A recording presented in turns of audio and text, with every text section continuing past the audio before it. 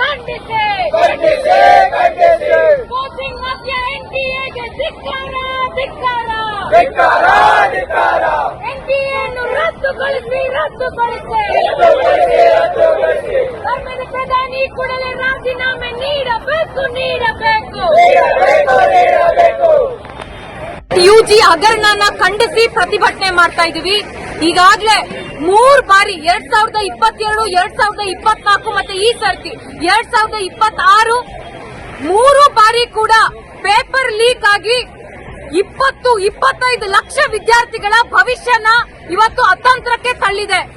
ಈಗಾಗಲೇ ಈ ವರ್ಷದ ಪೇಪರ್ ಲೀಕ್ ಇಂದ 6 ವಿದ್ಯಾರ್ಥಿಗಳು ಸೂಯಿಸೈಡ್ ಮಾಡ್ಕೊಂಡಿದ್ದಾರೆ.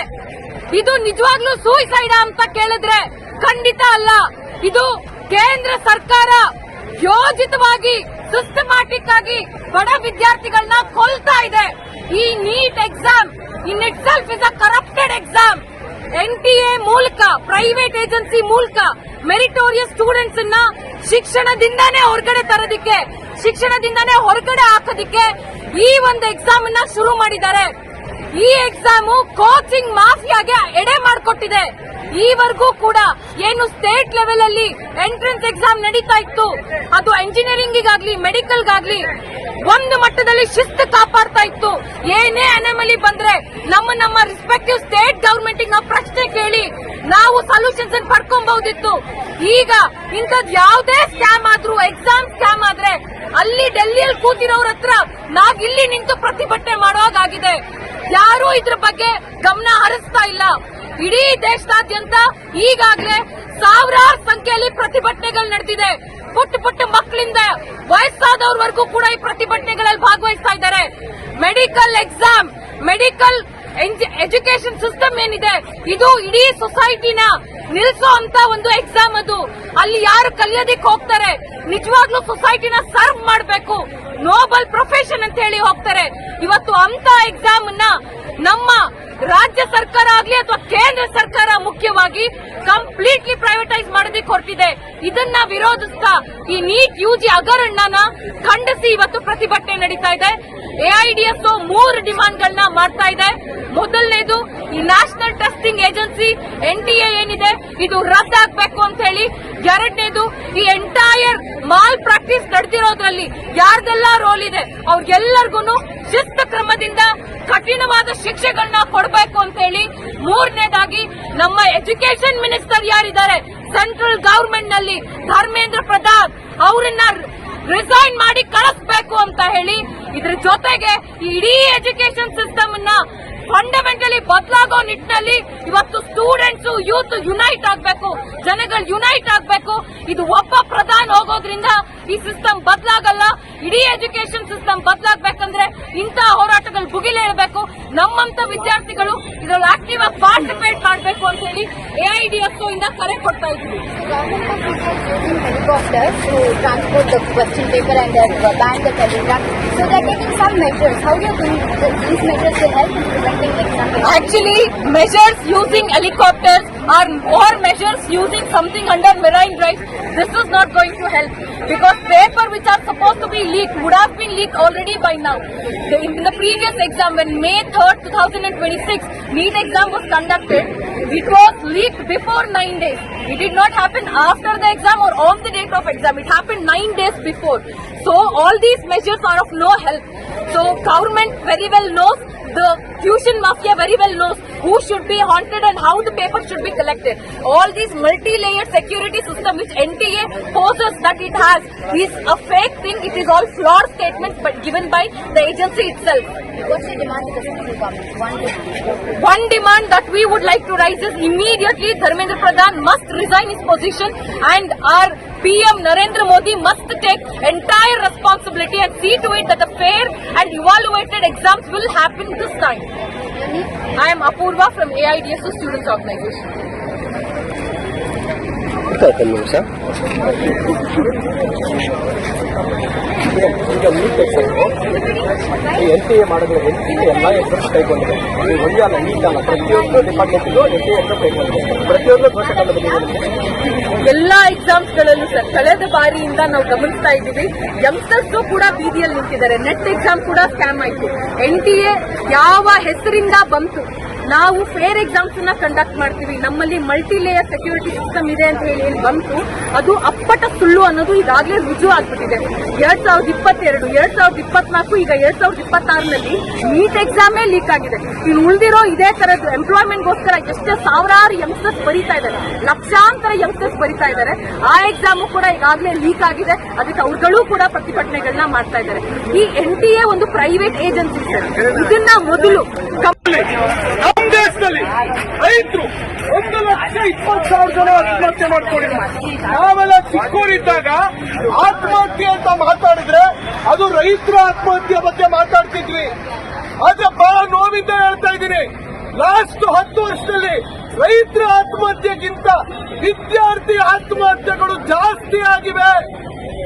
ಇಂಥ ಪರಿಸ್ಥಿತಿ ಬದುಕ್ತಾ ಇದೀವಿ. ಇದ್ರ ಬಗ್ಗೆ NTA ಕೇರ್ ಮಾಡಲ್ಲ, ಅವ್ರಿಗೆ ಬೇಕಾಗಿರೋ ದುಡ್ಡು. ಇದ್ರ ಬಗ್ಗೆ ಚೈತನ್ಯ ಕೇರ್ ಮಾಡಲ್ಲ, ಅವ್ರಿಗೆ ಬೇಕಾಗಿರೋ ದುಡ್ಡು. ಇದ್ರ ಬಗ್ಗೆ ನಾರಾಯಣ ಕೇರ್ ಮಾಡಲ್ಲ, ಅವ್ರಿಗೆ ಬೇಕಾಗಿರೋ ದುಡ್ಡು. ಒಂದು ಎಕ್ಸಾಂಪಲ್ ಹೇಳ್ತೀನಿ. ನೀವೆಲ್ಲ ಗೌರ್ಮೆಂಟ್ ಕಾಲೇಜಲ್ಲಿ ಓದ್ತಾ ಇರೋ, ನೀವು ಕಾಲೇಜ್ ಬಿಟ್ಟಾಗ ಹೆಂಗಿರುತ್ತೆ? ಕಾಲೇಜ್ ಆಚೆ 100 ಮೀಟರ್ ದೂರ ನಿಂತ್ರೆ ಕಾಲೇಜ್ ಬಿಡ್ತು ಅಂತ ಗೊತ್ತಾಗ ಅಷ್ಟು ಸೌಂಡ್ ಮಾಡ್ಕೊಂಡು ಕಿರ್ಚ್ಕೊಂಡು ಕೇಕೆ ಹಾಕೊಂಡು ಕಲ್ಲೊಡ್ಕೊಂಡು ಎಲ್ಲ ಹಾಡಾಡ್ಕೊಂಡು ಬರ್ತೀರಿ ಕಾಲೇಜಿಂದ. ಒಂದೇ ಒಂದ್ಸಲಿ ನಿಮ್ ಮನೆ ಹತ್ರ ಎಲ್ಲಾದ್ರೂ ನಾರಾಯಣ ಇದ್ರೆ, ನಿಮ್ ಮನೆ ಹತ್ರ ಎಲ್ಲಾದ್ರೂ ಚೈತನ್ಯ ಇದ್ರೆ ಕಾಲೇಜ್ ಬಿಡೋ ಟೈಮ್ ಹೋಗಿ ನಿಂತ್ಕೊಳ್ಳಿ. ಮುಖದಲ್ಲಿ ನಗು ಇರಲ್ಲ ಸ್ಟೂಡೆಂಟ್ಸ್. 3 ಹೊತ್ತು ತಲೆ ಮೇಲ್ಗಡೆ ಯಾರೋ ಬಂಡೆಕಲ್ಲಿ ಇಟ್ಟಿದ್ದಾರೆ ಅನ್ನೋ ಭಾರದಲ್ಲಿ ಆಚೆ ಬರ್ತಾ ಇರ್ತಾರೆ. ಆ ಮಕ್ಕಳು 3 ವರ್ಷ ಎಕ್ಸಾಮ್ ಬರೆದ ಮೇಲೆ ಪೇಪರ್ ಲೀಕೇಜು ಮತ್ತೆ ಎಕ್ಸಾಮ್ ಬರೀರಿ ಅಂದ್ರೆ ಇದು ಕಗ್ಗೊಲೆ. ಯಾರು 6 ಜನ ಸ್ಟೂಡೆಂಟ್ ಸೂಸೈಡ್ ಮಾಡ್ಕೊಂಡಿದ್ದಾರೆ. ನಾವು ADS ಇಂದ ಹೇಳ್ತೀವಿ, ಇದು ಸೂಸೈಡ್ ಅಲ್ಲ, ಇದು ಗವರ್ಮೆಂಟ್ ನರೇಂದ್ರ ಮೋದಿ ಸರ್ಕಾರ ಮಾಡಿರೋ ಮರ್ಡರ್. ಇದು ಈ ಸ್ಟೂಡೆಂಟ್ಸ್ ಮರ್ಡರ್ ಮಾಡಿದ್ದಾರೆ.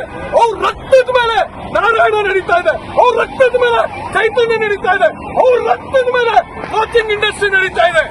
ಎಲ್ಲಿಗೆ ತಂದಿದ್ದೀರಾ ಸ್ವಾಮಿ ಎಜುಕೇಶನ್ ನ? ಸಾವಿತ್ರಿ ಬಾಪುಲೆ ತಾಯಿ ಸಾವಿತ್ರಿ ಬಾಪುಲೆ ಮೈ ಮೇಲೆ ಸಗಣಿ ನೀರು ಎರೆಚ್ಕೊಂಡು ಶಿಕ್ಷಣ ಕೊಟ್ಟಿದ್ದು, ಆ ಶಿಕ್ಷಣನ ಹರಾಜಿಡ್ತಿದ್ದೀರಾ. ಜ್ಯೋತಿ ಬಾಪುಲೆ ಮನೆಯಿಂದ ಆಚೆ ಹಾಕಿದ್ರು ಅವರಪ್ಪ. ನೀನು ದಲಿತರಿಗೆ ಶಿಕ್ಷಣ ಕೊಡ್ತೀಯಾ, ನೀನ್ ಹೆಣ್ಮಕ್ಳಿಗೆ ಶಿಕ್ಷಣ ಕೊಡ್ತೀಯ ಅಂತೇಳಿ ಜ್ಯೋತಿ ಬಾಪುಲೆನ ಮನೆಯಿಂದ ಆಚೆ ಹಾಕಿದ್ರು. ಅಪ್ಪ ಮನೆಯಿಂದ ಆಚೆ ಹಾಕಿದ್ಮೇಲೆ ಸ್ಕೂಲ್ಗಳು ತೆರೆದ್ರು. ಅವ್ರು ಸ್ಕೂಲ್ ತೆಗ್ದಿದ್ದು ಇದಕ್ಕೋಸ್ಕರನ. ಇಲ್ಲಿಗೆ ಬಂದು ನಿಂತ್ಕೋಬೇಕ ನಮ್ ಶಿಕ್ಷಣ ವ್ಯವಸ್ಥೆ. 1,00,000 ಕೋಟಿ ದುಡ್ಡಂತೆ ಒಂದು ವರ್ಷಕ್ಕೆ. ಸ್ನೇಹಿತರೆ, ಒಂದು ಹುನ್ನಾರ, ಒಂದು ಕೊನೆ ವಿಷಯ ನಿಮ್ಗೆ ಹೇಳ್ತೀನಿ. ಒಂದು ನೀವು ಅರ್ಥ ಮಾಡ್ಕೋಬೇಕು, ಇದ್ರಿಂದ ಒಂದು ಗ್ರೇಟರ್ ಅಜೆಂಡಾ ಇದೆ. ಏನು ಅಜೆಂಡಾ? ಯಾರಿವ ಡಾಕ್ಟರ್ ಆಗಕ್ಕೆ ಸಾಧ್ಯ? ಡಾಕ್ಟರ್ ಮಕ್ಕಳು. ಯಾರು ಇಂಜಿನಿಯರ್ ಆಗಕ್ಕೆ ಸಾಧ್ಯ? ಇಂಜಿನಿಯರ್ಸ್ ಮಕ್ಕಳು. ಅಥವಾ ದೊಡ್ಡ ಸ್ಯಾಲರಿ ತಗೊಳ್ಳೋರು, ಅಥವಾ ಯಾವ್ದೋ ಕಂಪ್ನಿ ಕೆಲಸ ಮಾಡೋರು, ಅವ್ರು ಮಾತ್ರ ಡಾಕ್ಟರ್ ಆಗ್ಬೇಕು, ಅವ್ರು ಮಾತ್ರ ಇಂಜಿನಿಯರ್ಸ್ ಆಗ್ಬೇಕು. ಯಾರು ಈ ದೇಶದ ಬಹುಪಾಲು ಜನ ಇದ್ದಾರೆ, ಆಟೋ ಡ್ರೈವರ್ಸ್ ಮಕ್ಕಳಿದ್ದಾರೆ, ಮನೆ ಕೆಲಸ ಮಾಡೋರ್ ಮಕ್ಕಳಿದ್ದಾರೆ, ರಸ್ತೆಯಲ್ಲಿ ಕಸ ಗುಡಿಸೋರ್ ಮಕ್ಕಳಿದ್ದಾರೆ, ಅಂಗನವಾಡಿ ಆಶಾ ಕಾರ್ಯಕರ್ತೆಯರ ಮಕ್ಕಳಿದ್ದಾರೆ, ಕಾರ್ಮಿಕರ ಮಕ್ಕಳು, ರೈತರ ಮಕ್ಕಳು. ಇವ್ರು ಯಾರಿಗೂ ಕೂಡ ಅರ್ಹತೆ ಇಲ್ಲ ಅಂತ ಸರ್ಕಾರ ಮಾಡಕ್ ಹೊರಟಿದೆ. ನೀವೇನ್ ಮಾಡ್ಬೇಕು? ನಿಮ್ಮ ಅಮ್ಮ ಗಾರ್ಮೆಂಟ್ ಹೋಗ್ತಿದ್ರೆ ನೀವು ಗಾರ್ಮೆಂಟ್ ಹೋಗ್ಬೇಕು. ನಿಮ್ಮಪ್ಪ ಆಟೋ ಓಡಿಸ್ತಿದ್ರೆ ನೀವು ಆಟೋ ಓಡಿಸ್ಬೇಕು. ನಿಮ್ಮಪ್ಪ ಫ್ಯಾಕ್ಟ್ರಿ ಕೆಲಸ ಮಾಡ್ತಿದ್ರೆ ನೀವು ಫ್ಯಾಕ್ಟ್ರಿ ಕೆಲಸ ಮಾಡ್ಬೇಕು. ನಿಮಗ್ ಹಕ್ಕಿಲ್ಲ. ಇದನ್ನ ಸರ್ಕಾರಗಳು, ಅದು ಬಿಜೆಪಿ ಇರ್ಲಿ ಕಾಂಗ್ರೆಸ್ ಇರ್ಲಿ, ಎಲ್ಲ ಸರ್ಕಾರಗಳು ಮಾಡ್ತಿದಾವೆ. ಇದನ್ನ ನೀವು ಅರ್ಥ ಮಾಡ್ಕೊಂಡಿಲ್ಲ ಅಂದ್ರೆ ಇದೇನೋ ಒಬ್ಬ ಧರ್ಮೇಂದ್ರ ಪ್ರಧಾನಿಯಿಂದಾಗಿರೋ ಪ್ರಾಬ್ಲಮ್, ಒಬ್ಬ ನರೇಂದ್ರ ಮೋದಿಯಿಂದಾಗಿರೋ ಪ್ರಾಬ್ಲಮ್ ಅಂತ ನೀವು ಅನ್ಕೊಂಡ್ರೆ ಇದಕ್ಕೆ ಸೊಲ್ಯೂಷನ್ ಸಿಗಲ್ಲ. ಈ ಎಂಟೈರ್ ವ್ಯವಸ್ಥೆಯಿಂದ ಹುನ್ನಾರ ಇದೆ. ಬಡ ಮಕ್ಕಳನ್ನ ಉನ್ನತ ಶಿಕ್ಷಣದಿಂದ ದೂರ ಇಡಬೇಕು. ಅದಕ್ಕೆ NTA ತಂದಿರೋದು, ಅದಕ್ಕೆ ನೀಟ್ ತಂದಿರೋದು. ಇದೇ ಪ್ರಶ್ನೆನ ನಾವು ಅವತ್ತು ಒಂದು ಪ್ರೆಸ್ ಸ್ಟೇಟ್ಮೆಂಟ್ ರಿಲೀಸ್ ಮಾಡಿದ್ವಿ. ನೀಟ್ ಬಂದಾಗ ADS ಆಗ ನಾವು ಹೇಳಿದ್ದಾನೆ ಕರಪ್ಷನ್ ಜಾಸ್ತಿ ಆಗುತ್ತೆ, ಪೇಪರ್ ಲೀಕ್ ಆಗುತ್ತೆ, ಸ್ಟೂಡೆಂಟ್ ಸೂಸೈಡ್ ಜಾಸ್ತಿ ಆಗುತ್ತೆ, ಕೋಚಿಂಗ್ ಇಂಡಸ್ಟ್ರಿ ಆದಾಯ ಜಾಸ್ತಿ ಆಗುತ್ತೆ ಅಂತ. ಪ್ರತಿಯೊಂದು ಇವತ್ತಾಗ್ತಾ ಇದೆ. ಇದ್ರ ವಿರುದ್ಧ ಒಂದು ದೊಡ್ಡ ಚಳುವಳಿ ಬೆಳೆಸಬೇಕು. ಬರೀ NTA ವಿರುದ್ಧ ಅಲ್ಲ, ಬರೀ ಸ್ಕ್ಯಾಮ್ ವಿರುದ್ಧ ಅಲ್ಲ, ಏನು ಸಾರ್ವಜನಿಕ ಶಿಕ್ಷಣ ವ್ಯವಸ್ಥೆ ನಮ್ಮ ದೇಶದಲ್ಲಿದೆ ಅದನ್ನ ಉಳಿಸೋ ಕಡೆ ನಾವು ಹೋರಾಟ ಬೆಳೆಸಬೇಕು ಅಂತ ಹೇಳ್ತಾ ನನ್ನ ಮಾತುಗಳನ್ನ ಮುಗಿಸ್ತೀನಿ. AIDS ಜಿಂದಾಬಾದ್. ಈ ಕೂಡಲೇ NTA ರದ್ದುಗೊಳಿಸಿ. 3 ಲಕ್ಷ ರೂಪಾಯಿ ಖರ್ಚು ಮಾಡಲೇಬೇಕು. ಇನ್ನ ದೊಡ್ಡ ದೊಡ್ಡ ಇನ್ಸ್ಟಿಟ್ಯೂಷನ್ಸ್, ಟಾಪ್ ರೇಟೆಡ್ ಇನ್ಸ್ಟಿಟ್ಯೂಷನ್ಸ್ ಇದೆಯಲ್ಲ ಸರ್, ಅಂತ ಇನ್ಸ್ಟಿಟ್ಯೂಷನ್ ಈ ಮಕ್ಕಳು ತಲುಪೋದು ಇಲ್ಲ. ಅಲ್ಲಿ ಇವ್ರುಗಳು ಫಸ್ಟ್ ರ್ಯಾಂಕ್ ಬರಕ್ ಸಾಧ್ಯನೂ ಆಗಲ್ಲ. ಆಲ್ ಇಂಡಿಯಾ ರ್ಯಾಂಕಿಂಗ್ 1 ರಿಂದ 10 ಯಾವ ಟ್ಯೂಷನ್ ಬರಬೇಕು ಅನ್ನೋದು ಈಗಾಗಲೇ ನಿರ್ಧಾರ ಆಗ್ಬಿಟ್ಟಿರುತ್ತೆ. ಅದಕ್ಕೆ ಪೇಪರ್ ಅವತ್ತಿನ ದಿನ ಲೀಕ್ ಆಗ್ತಿಲ್ಲ ಸರ್, 9 ದಿನ 8 ದಿನ 1 ವಾರ ಮುಂಚೆನೆ ಪೇಪರ್ ಲೀಕ್ ಆಗ್ತಾ ಇದೆ. ಇಲ್ಲಿ ನಾವು ಈ ಮಕ್ಕಳು ಯಾರೆಲ್ಲ ಜೀವ ತಗೊಂಡಿದ್ದಾರೆ, ಸೂಸೈಡ್ ಆಗಿದೆ, ಇದು ನಿಜವಾಗ್ಲೂ ಸೂಸೈಡ್ ಅಂತ ಕೇಳಿದ್ರೆ ನಮಗೆ ಖಂಡಿತ ಇಲ್ಲ ಅನ್ಸುತ್ತೆ ಸರ್. ಇನ್ಸ್ಟಿಟ್ಯೂಷನಲ್ ಮರ್ಡರ್, ಗವರ್ಮೆಂಟ್ ಕೈಯಾರೆ ಜನರನ್ನ, ವಿದ್ಯಾರ್ಥಿಗಳನ್ನ ಸಾಯಿಸ್ತಾ ಇದೆ.